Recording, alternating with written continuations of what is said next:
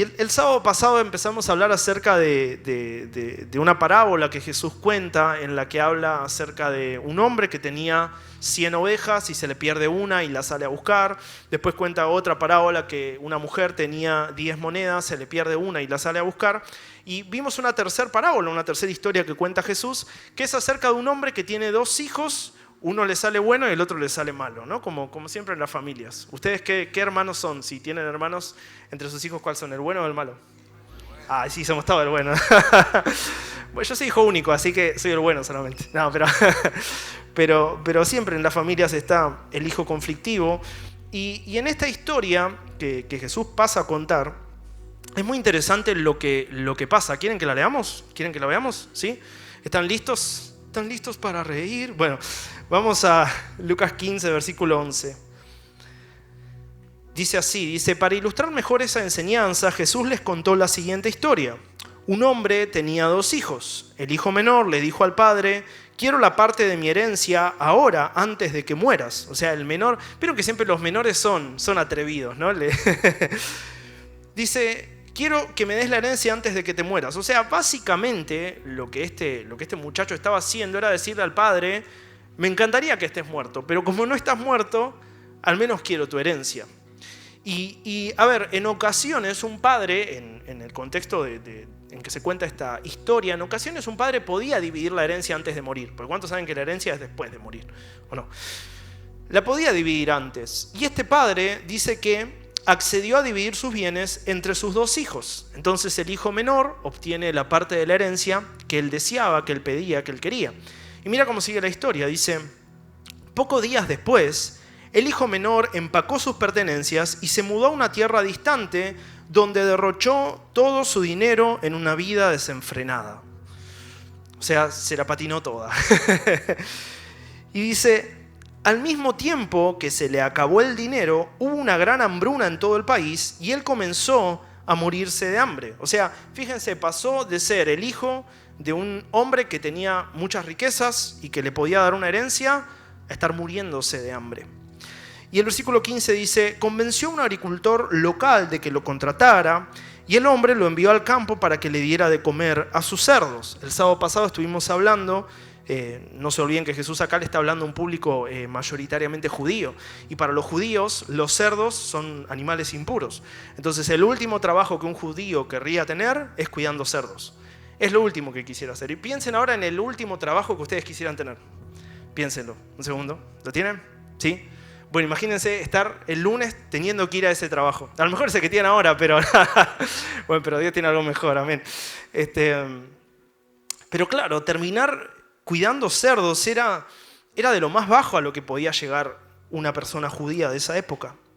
Entonces dice el versículo 16, el joven llegó a tener tanta hambre que hasta las algarrobas con las que alimentaban a los cerdos le parecían buenas para comer, pero nadie le dio nada. O sea, pueden ir viendo el estado de este muchacho, de heredero a querer comer la comida de los cerdos.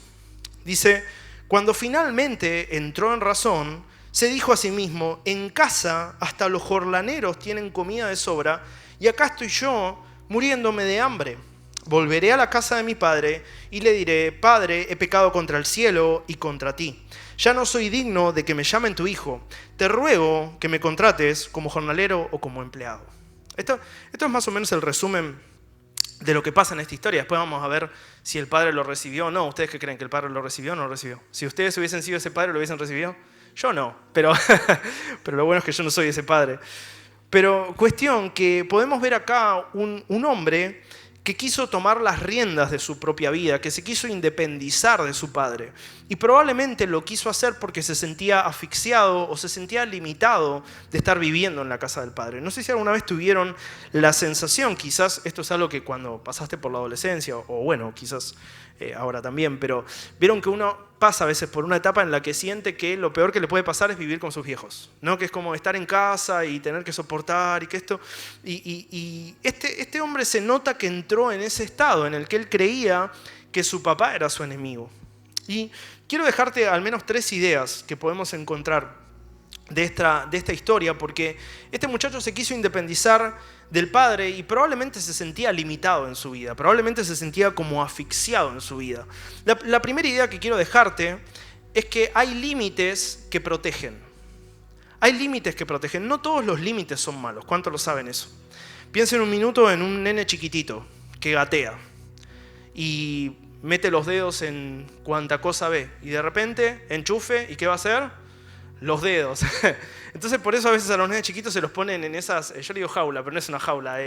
¿Cómo se llama el cosito que los meten? El corral, eso mismo, el corral. Entonces vos lo dejás ahí y a veces salen del corral igual. Pero digo, ¿no? Si uno agarra a un nene chiquito que corre peligro de gatear y meter los dedos en un enchufe y morirse y lo mete en un corral, les hago una pregunta. ¿Meterlo en un corral es algo bueno o es algo malo? Es bueno porque se va a morir. ¿Es eso o que se muera? Entonces hay límites que protegen. Vos fijate que dice que en el versículo 14 que leíamos que se fue lejos y que derrochó toda la herencia que tuvo en una vida desenfrenada. Ahí esa palabra desenfrenada significa una vida sin límites. Una vida en la que no hay límite, en la que hago algo mal y eso no me limita y sigo haciendo algo peor y voy por algo peor y voy por algo peor. Este es el estilo de vida que empezó a vivir este hombre. Empezó a vivir una vida desenfrenada y necesitamos entender que hay límites que son necesarios. Hay límites que son necesarios, hay límites que nos protegen. Hay límites que vienen a delimitarnos justamente cuál es la zona segura para nuestra vida. Y déjame decirte que Dios en su palabra establece ciertos límites, no en el afán de hacer que tu vida en esta tierra sea una porquería, sino en el afán de que tengas una buena vida acá en la tierra y de que tomes buenas decisiones. Porque saben, mira, la mayoría de nosotros arruinamos nuestra vida con nuestras propias decisiones y después nos enojamos con Dios. La mayoría de nosotros. Tomamos nuestras propias decisiones, seguimos nuestro propio camino y después nos la agarramos ¿con quién? Dios. La vieja confiable, ¿no? Nunca falla, enojarse con Dios. Y claro, es mucho más fácil echar culpas que asumir responsabilidades. Ahora hay un tema, que la vida solamente puede ser encaminada y solamente puede ser resuelta cuando nos ponemos serios y tomamos la responsabilidad. ¿Cuántos saben eso? El camino más fácil, repito, es echar culpas y decir, bueno, mi vida es mala porque es mala. Ese es el camino más fácil. Pero el camino que hace que tu vida se ordene es justamente asumir la responsabilidad. Y yo le estoy hablando acá a gente que va a asumir la responsabilidad de su vida. Mira lo que dice Proverbios 22, versículo 28. Dice así, dice, nunca cambies los antiguos límites de una propiedad, los que fueron puestos por tus antepasados. Este versículo a lo mejor no tiene mucho sentido, ¿no? ¿Se llega a leer ahí? ¿O más o menos? Sí, ¿no? Sí. Dice, nunca cambies los antiguos límites. Y acá hay algo interesante, que muchas veces es lo novedoso lo que viene a mover los límites de nuestra vida. Aparece algo que parece novedoso, aparece algo que parece como que, che, es por acá, y te metiste por ahí y terminaste mal. Porque, mirá, muchas veces podemos creer que Dios pasó de moda y que Jesús pasó de moda y que la Biblia pasó de moda, pero déjame decirte que son los límites antiguos que mantienen nuestra vida preservada. Son los límites antiguos y eternos que mantienen nuestra vida protegida. Y yo creo que esta noche Dios te está llamando a que vuelvas a aceptar los límites que te protegen. Los límites que te protegen. La segunda idea que encuentro en esta historia es que vivir sin límites es vivir constantemente expuesto. Vivir sin límites es vivir constantemente expuesto. En el versículo 14 dice que a este chico se le acabó la plata de la herencia porque la había gastado toda. Y dice que al mismo momento en que él se quedó sin plata, empezó una hambruna en toda la tierra. ¿Nunca les pasó que cuando empiezan las malas, empiezan todas las malas? Que es como que, como que no es que te sale mal una cosa, te sale mal todo. Bueno, bienvenidos a la vida, así es la adultez. Entonces, claro, alguien podría ver esto y decir, sí, la hambruna vino como castigo para ese hijo que se alejó del padre. Y en realidad no. La hambruna iba a venir sí o sí. Lo que hizo la diferencia es que el hijo no estaba en la casa de su papá. Eso es lo que hizo la diferencia. Salió de los límites y entonces quedó expuesto. ¿Por qué? Porque cuando vivimos una vida sin límites, vivimos constantemente expuestos. Fue el estilo de vida de ese hombre el que lo dejó expuesto a la crisis que se estaba dando en esa tierra. Entonces Dios establece límites para nuestra vida justamente para que no quedemos expuestos a cosas innecesarias, para que no quedemos expuestos a lugares que no tenemos que estar, para que no quedemos expuestos en situaciones que no tendríamos que estar. Y esto es muy importante. Mirá lo que dice en Proverbios 19, versículo 3. Dice, la gente arruina su vida por su propia necedad y después se enoja con el Señor. ¿Ves? Esto es lo que te decía. Hay otra versión que dice, la gente toma decisiones tontas y después le echa la culpa a Dios. Y la palabra ahí necedad significa locura. Locura, estar loco. Mirá al de al lado y no le digas nada, solo decir, vos tenés cara de... No tienen cara de locos ustedes. También significa necedad, resistirse de manera deliberada a la verdad y a la sabiduría. ¿Viste cuando vos le estás diciendo algo a alguien que ese otro sabe que vos tenés razón, pero no te da la razón? ¿Nunca les pasó? Y vos te das cuenta que estás sabiendo que vos tenés la razón, pero te la pelea hasta el último. Bueno, eso es necedad, eso básicamente es necedad. Entonces Dios viene con su palabra y nos enseña la verdad. Y nos enseña el camino por el que tenemos que ir. Y frente a eso, nosotros podemos quedarnos como necios y decir, bueno, yo lo hago a mi manera, yo lo hago como a mí me parece, y no aceptar lo que Dios nos está diciendo. Y lo que dice acá es que probablemente hacerlo de esa manera nos lleve a meternos en lugares que no nos queremos meter, nos lleve a hacer cosas que no queremos hacer. Porque vos fíjate que acá lo dice muy claro, dice la gente termina arruinando su vida por su propia necedad, pero ustedes no van a arruinar su vida por su propia necedad. Ustedes son gente sabia. La tercera idea que saco y última es la siguiente, y yo me lo anotaba y pensalo esto que te voy a decir. ¿Sí? ¿Lo vas a pensar? ¿Sí? ¿Me lo prometés? Bien. Me anotaba lo siguiente. Si yo vivo haciendo lo que quiero, usualmente voy a terminar haciendo lo que nunca quise.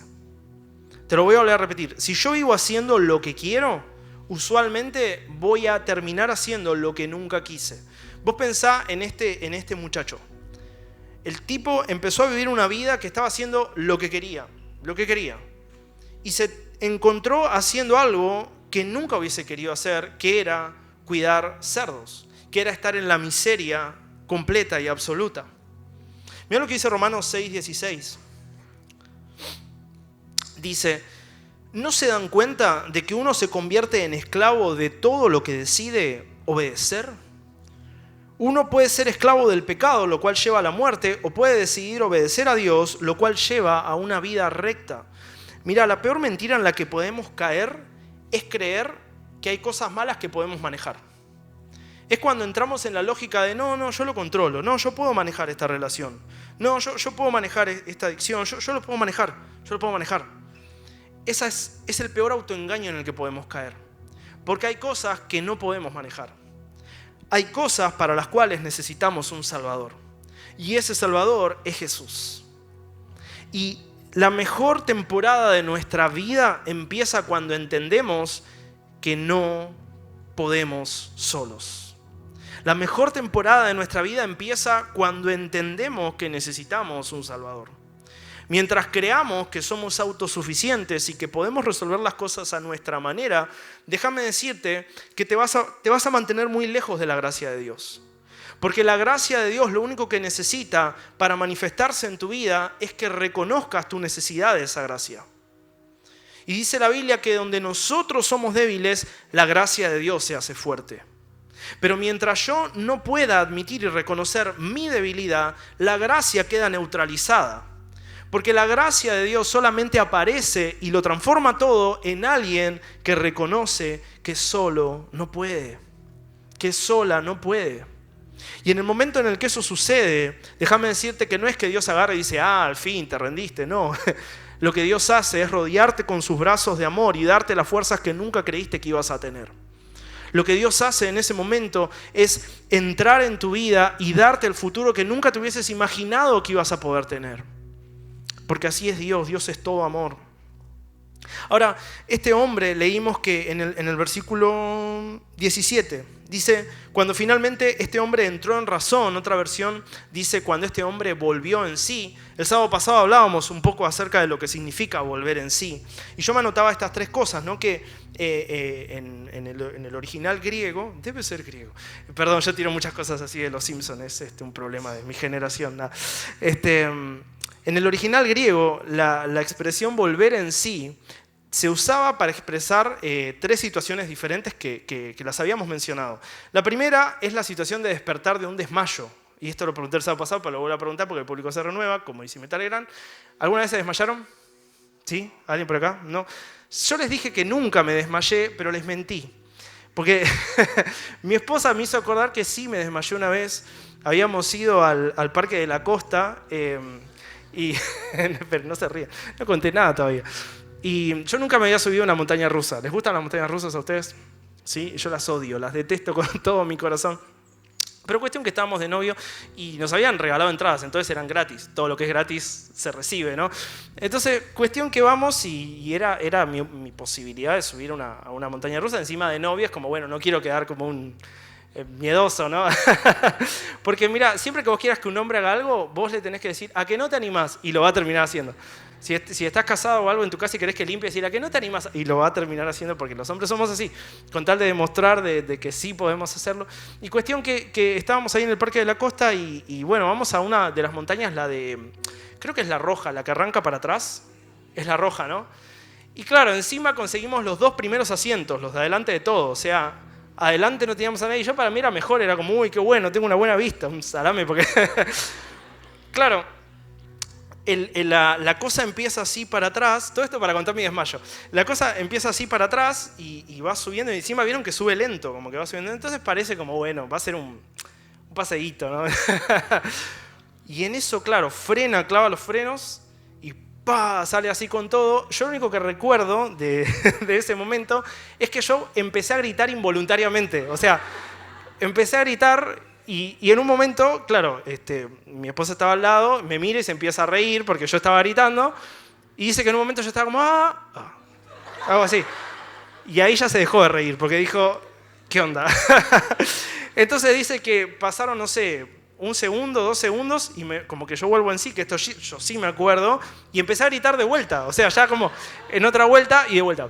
Así, como que me reiniciaba todo el tiempo, ¿no? Se me actualizó el sistema en esa montaña rusa, pero mi esposa ya todo el recorrido ya lo hizo así seria, mirándome cual se la queda antes de que nos casemos, ¿no? Pero acá estoy, por la gracia de Dios. Pero bueno, sí, lo que yo tengo recuerdo de esa situación es que para mí no fue tan, o sea, como que me desmayé, volví, pero yo me bajé y me fui a subir a otra montaña rusa después de eso, porque no la pasé tan mal. Mi esposa quedó traumada, no se subía más nada, pero a lo que voy es cuando alguien se desmaya, si alguna vez te desmayaste, vos más o menos sabés que se te apagó así como el coso, pero vos volvés y pareciera que la vida sigue, y a lo mejor el que te vio desmayarse dice, che, pero te desmayaste, ¿estás bien? Y vos, sí, está todo bien, me voy a otra montaña rusa. Entonces, este chico, cuando se usa ahí la expresión de que volvió en sí, es como que se había desmayado y de repente, como yo, en la montaña rusa, volvió a resurgir y empezó a gritar. Eso es lo que le pasó, volvió en sí. La segunda definición de volver en sí, o para qué se usaba, es para alguien que sale de un estado de coma cuando está en el hospital. Es un estado en el que no tiene conciencia, es un estado en el que, repito, cualquiera que lo vea de afuera conoce todo el proceso que pasó, pero quizás la persona que estuvo en coma, no sé si alguna vez tuviste a alguien cercano, o quizás fue tu caso, que sale y no entiende qué día es, y cree que a lo mejor es el día en que entró en coma, y ya pasaron 3 meses, pasaron 4 meses, y para la persona es como, ¿cómo que pasaron 3, 4 meses? Bueno, esto mismo le pasó a este joven. Este joven, de repente habrían pasado, no sé el tiempo que pasó, pero él ahí se dio cuenta de, che, tengo que volver. O sea, como que ahí se le prendió la lamparita. Y en tercer lugar es salir de un estado de locura, de delirio, ¿no? Como estábamos nosotros el domingo y el lunes volvimos a la realidad. Pero bueno, Dios nos consuela. Amén. Bueno, es interesante que lo que lo hizo volver en sí a este hombre fue el chiquero. El chiquero lo hizo volver en sí. Y saben, a veces hay momentos en nuestra vida, y espero que se entienda lo que voy a decir, pero hay momentos en nuestra vida en los que necesitamos caer en un chiquero para darnos cuenta que Dios tiene algo mejor para nosotros. Por eso, bendito chiquero, que si es lo que estás atravesando hoy, solamente apareció en tu vida para hacerte regresar a la casa del Padre. Porque este hombre se pudo dar cuenta de la locura que estaba cometiendo solamente porque vio los cerdos y vio su realidad.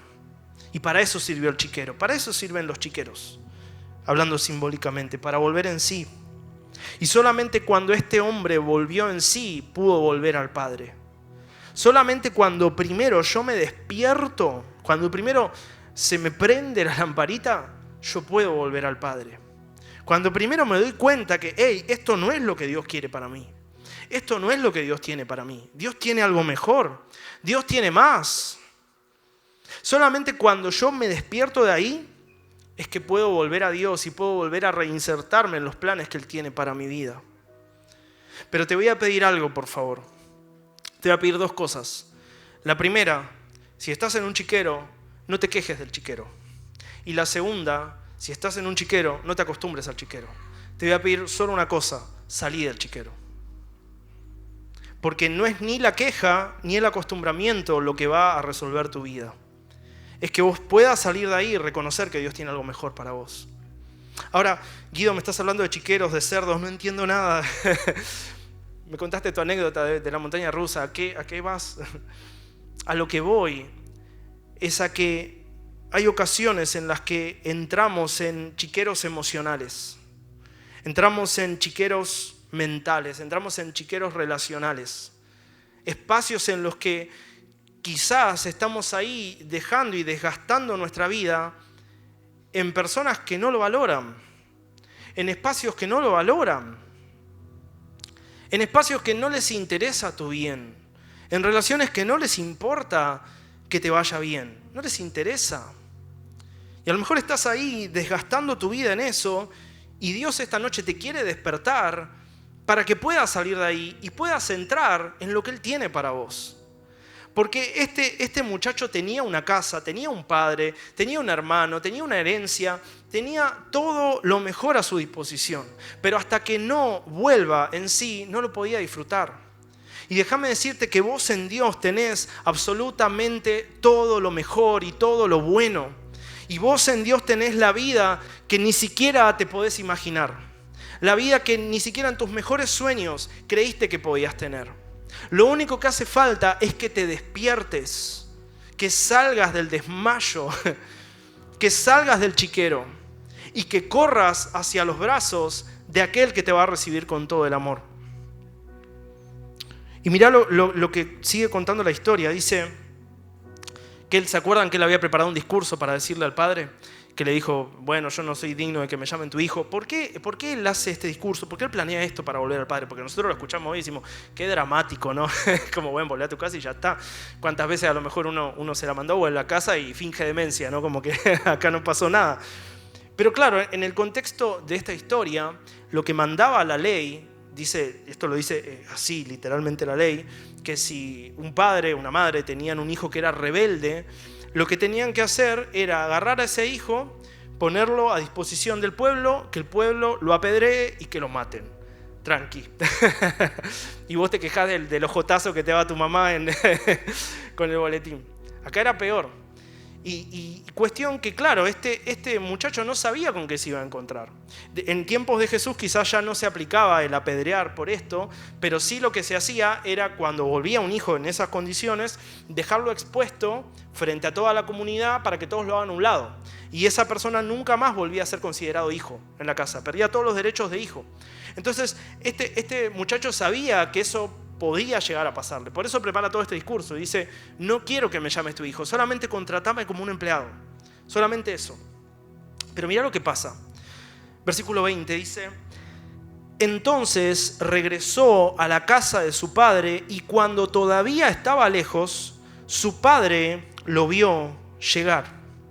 Lleno de amor y de compasión, corrió hacia su hijo, lo abrazó y lo besó.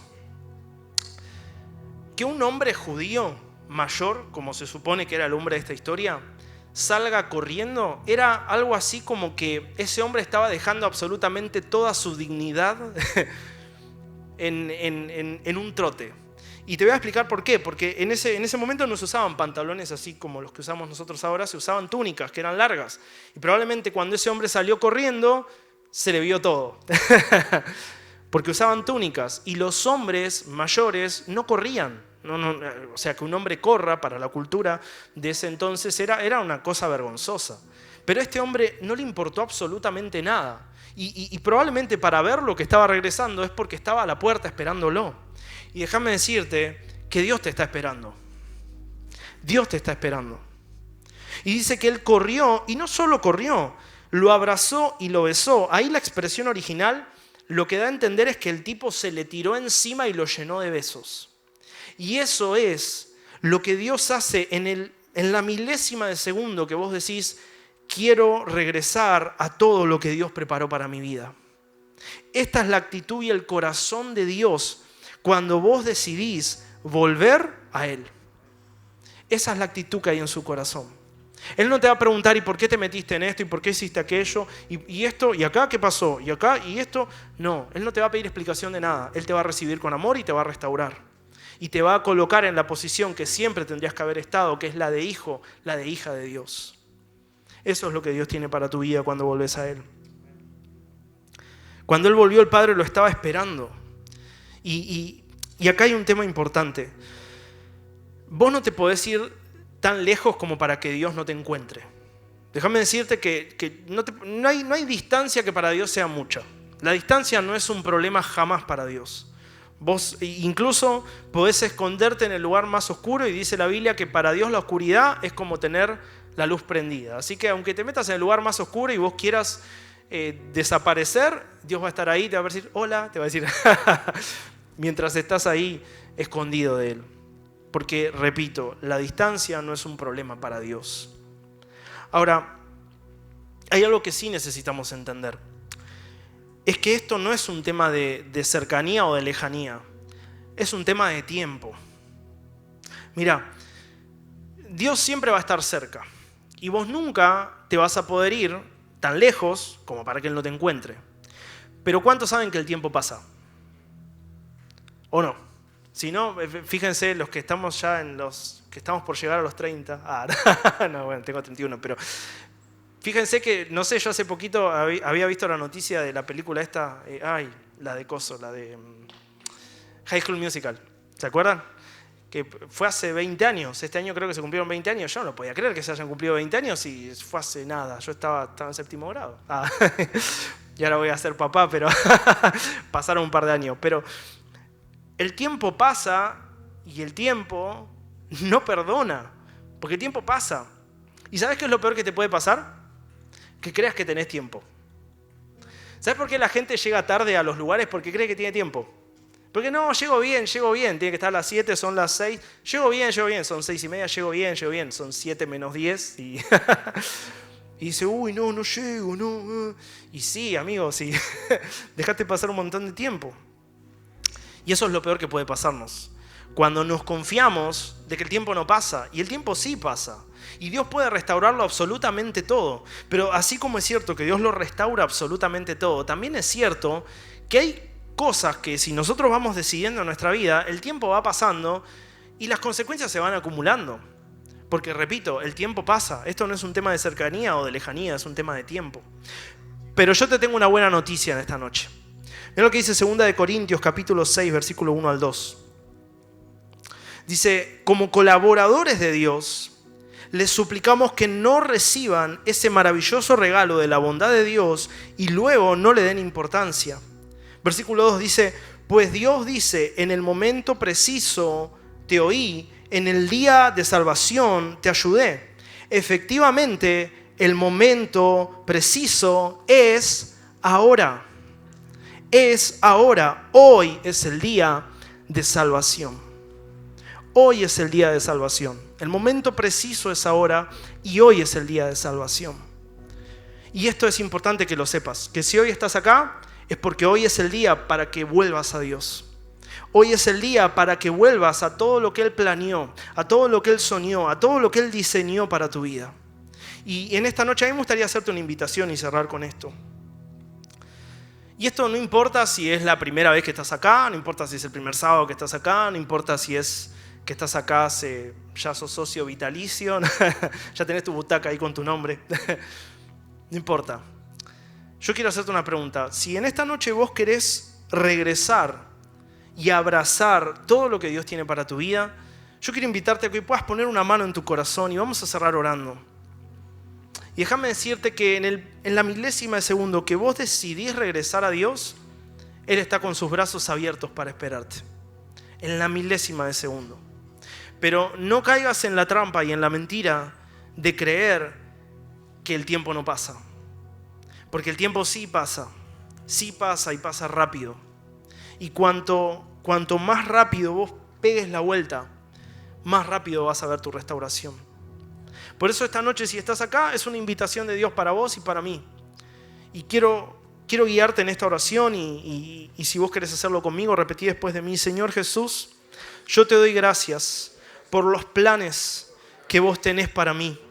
En esta noche quiero emprender el regreso a casa.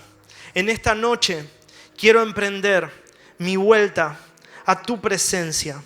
Señor Jesús, yo te recibo como Señor, como Salvador.